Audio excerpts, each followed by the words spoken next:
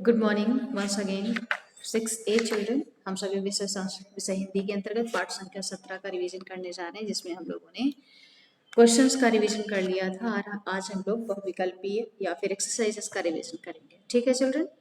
So okay, Shatakshi mike on करेंगे अपना। Okay, सर्वनाम के भेद होते हैं 5 या 6? 6। ओके, पुरुषवाचक सर्वनाम के भेद होते हैं 3 या 4?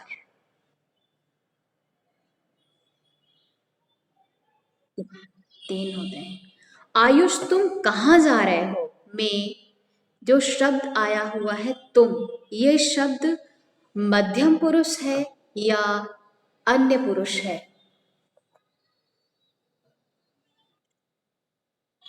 मध्यम। ओके,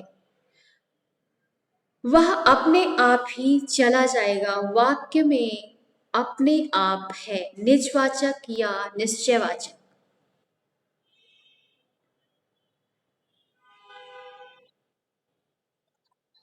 ओके, यह मेरी सहेली है वाक्य में निश्चयवाचक ये शब्द, जो यह शब्द है वो निश्चयवाचक है या अनिश्चयवाचक? ओके, वह पेड़ लंबा है वाक्य में जो वह शब्द है वो किसको इंडिकेट कर रहा है, निश्चयवाचक या निजवाचक?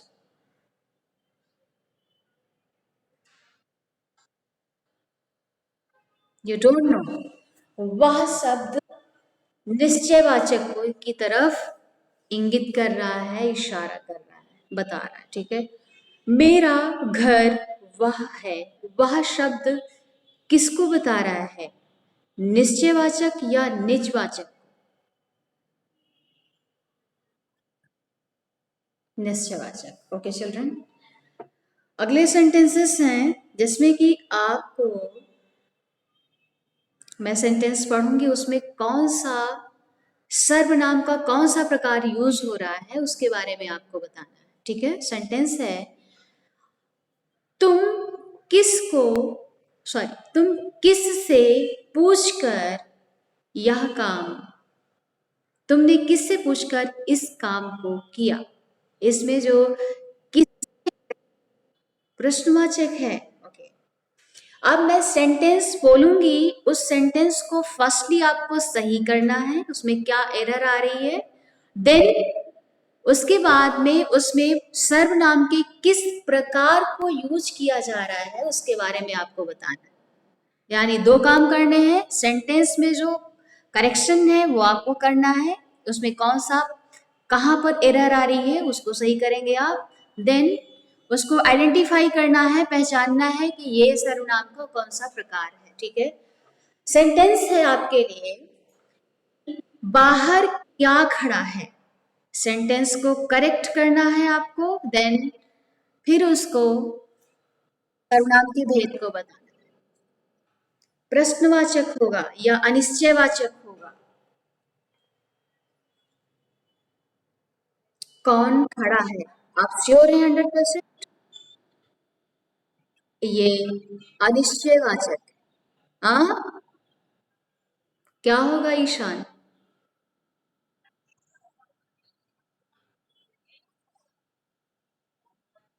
हाँ, ओके ओके।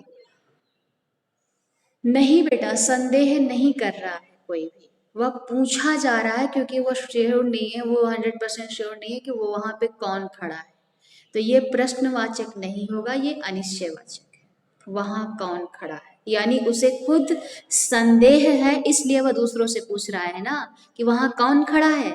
उसे संदेह होता तो खुद ही कहता कि वहां क्या है, तो ये शब्द होता तो वहां पर वो प्रश्नवाचक हो सकता था, लेकिन वहां कौन खड़ा है तो ये प्रश्नवाचक नहीं होगा, ये अनिश्चयवाचक होगा। चलिए अगला है, तुम्हारे को पिताजी ने बुलाया है, सेंटेंस को करेक्ट करेंगे सभी।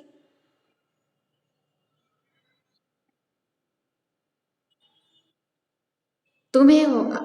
तुम्हें शब्द किस सर्वनाम के अंतर्गत आता है? पुरुषवाचक। पुरुषवाचक सर्वनाम को भी 3 भागों में डिवाइड किया गया है, उसका ये कौन सा प्रकार है? प्रथम पुरुष है, गलत बता रहे हो।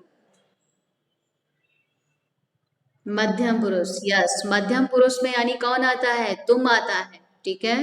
जो श्रोता होते हैं उसके लिए क्या यूज करते हैं? तुम।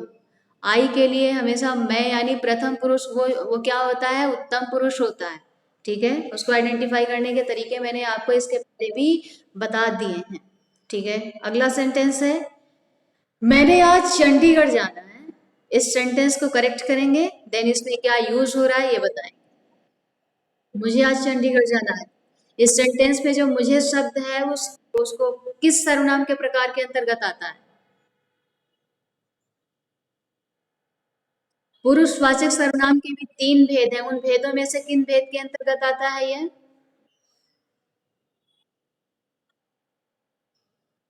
गलत बता रहे हैं। उत्तम पुरुष हो, यस, उत्तम पुरुष हो, ठीक है। मेरे से बोला तो जाता नहीं, अगला सेंटेंस है, मेरे से बोला तो जाता नहीं। अब इसमें सेंटेंस को करेक्ट करेंगे, देन बताएंगे कि ये कौन सा प्रकार है।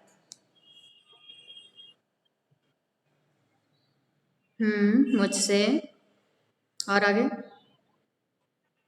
भूला भी नहीं जाता। ओके, सेंटेंस तो करेक्ट हो गया, लेकिन ये बताएं कि किस भेद के अंतर्गत आता है?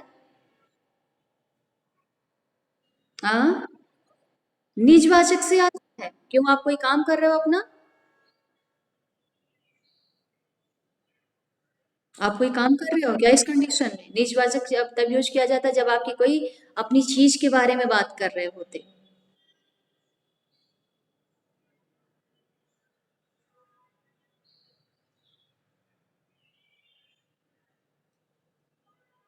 मैं सेंटेंस को रिपीट कर रही हूँ, ध्यान से सुनेंगे। मेरे से बोला नहीं जाता, आप सबने इस सेंटेंस को करेक्ट कर लिया, अच्छी बात है। लेकिन ये किसके तहत आता है आप ये बताएं। हम्म ध्यान से सुनेंगे, ध्यान से सुनेंगे मेरी बात। पुरुषवाचक से जो सर्वनाम के भेद होते हैं, 6 होते हैं, उन भेदों में से एक होता है पुरुषवाचक सर्वनाम। पुरुषवाचक सर्वनाम उसके तहत आते हैं, उसके भी 3 भेद होते हैं, ठीक है ना। अब पुरुष शब्द को इतना ज्यादा डिफाइन करने की जरूरत यहाँ पर नहीं है कि एक्चुअल में उसका मीनिंग क्या होता है, क्योंकि मैं ऑलरेडी बता चुकी हूँ कि जो ह्यूमन बींग होते हैं उनके लिए इस शब्द का यूज किया जाता है, और उसके भी 3 भेद होते हैं। और 3 होते हैं तो जाहिर सी बात है कि एक इंसान की जो क्वालिटी होती है वो कम्युनिकेट करते हैं, बातचीत करते हैं। बातचीत जो करेंगे तो एक सुनने वाला होगा, एक बोलने वाला होगा, और एक जिसके बारे में बात की जा रही होगी वो होंगे, यानी 3 लोग हों, यानी 3 लोगों की आवश्यकता होती है। यानी तीसरा जो होता है वो वहां पर प्रेजेंट नहीं है, वो कहलाता है इन हिंदी, वो कहलाता है अन्य पुरुष, संस्कृत में कहलाता है वो प्रथम पुरुष, और इंग्लिश में वो कहलाता है थर्ड जेंडर, ठीक है। और सॉरी, हाँ, third person, sorry, third gender, sorry, third person कहलाता है, ठीक है। अब हम बात कर रहे थे मैं की, तो मैं किसके अंतर्गत आता है? उत्तम पुरुष के अंतर्गत आता है, ये संस्कृत की बात है, और यही सेम कंडीशन अप्लाई होती है हिंदी में भी। और हम बात करते हैं मध्यम पुरुष। मध्यम पुरुष यानी तुम, यानी श्रोता, यानी जो लिसनर होते हैं वो श्रोता के अंतर्गत आते हैं। इसको कई तरीके से बच्चों को कई तरीके से आपको समझाया जा सकता है। एक होता है कि जो अपनी बात कह रहा है, इस कंडीशन में यदि क्लास की कंडीशन को देखा जाए तो आप हमारी बात सुन रहे हो, मैं क्लास ले रही हूँ, इस समय मैं बोल रही हूँ, आप भले ये रिप्लाई कर रहे हो, तो आप, मेरी जो कंडीशन है इस समय, जो कम्युनिकेशन 2 लोगों में हो रहा है, एक क्लास में स्टूडेंट के बीच में और टीचर के बीच में, तो यहाँ पर जो पूरा दारोमदार है, मैं इस समय क्या हूँ? मैं इस समय हूँ उत्तम पुरुष, ठीक है। और जो मुझे रिप्लाई कर रहे हो, मुझे जो सुन रहे हो, फॉलो कर रहे हो, आप क्या हैं? आप हैं मध्यम पुरुष, ठीक है। अब इसमें मध्यम पुरुष के अंतर्गत कौन कौन से शब्द आते हैं? तुम, तुम्हारा, तुमने, और आई के अंदर, सॉरी, उत्तम पुरुष के अंतर्गत कौन कौन से आते हैं? मैंने, हमने, ये सारे शब्द आते हैं, ठीक है। और इसमें मैंने में और हमने में, और साथ ही साथ आगे चल के जब इसके प्रकारों में डिवाइड किया गया है उसको, तो आगे आप इस चीज में कंफ्यूज हो रहे हो कि जहां पर लिखा हुआ है मेरा, अब मेरा क्या है, मैंने क्या है, बोथ आर डिफरेंट। मैंने जब कहा जा रहा है तो वहां पर आप हैं, जब मेरा कहा जा रहा है तो कोई आपकी वस्तु की बात हो रही है, मेरी वस्तु, मेरी बात, तो वहां पर निजवाचक अप्लाई होगा, वहां पर आपका मध्यम पुरुष अप्लाई नहीं होगा।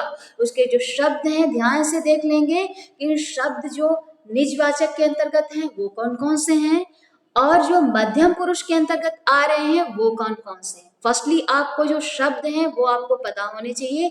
ब्लैक बोर्ड में इसीलिए मैंने चार्ट बना के आपको भेजा हुआ था, पूरा ड्रॉ करके। आप चाहें तो उसमें ग्रुप में पड़ा होगा उसका स्क्रीनशॉट, या फिर जो ब्लैक बोर्ड का मैंने पिक खींच के आपको फॉरवर्ड किया था, भेजा था।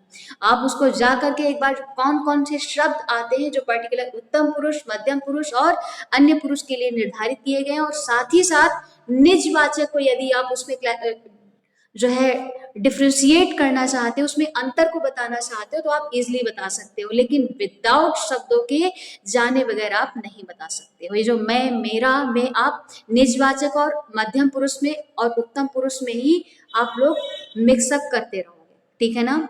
सो आप लोगों को जाना है और पता करना है। एक बार फिर से जाएं, ग्रुप में देखें, पिक्चर्स पड़ी होंगी और देखें, और आप उस चार्ट को प्रॉपर तरीके से पढ़ लीजिए, ठीक है। ओके चिल्ड्रन, कल मिलते हैं, और इसी चैप्टर को आई होप कि मैं आपसे उम्मीद कर रही हूँ कि आप जब कल आएंगे प्रॉपर रिविजन के साथ आएंगे। Okay, thank you children, bye bye. Okay, thank you.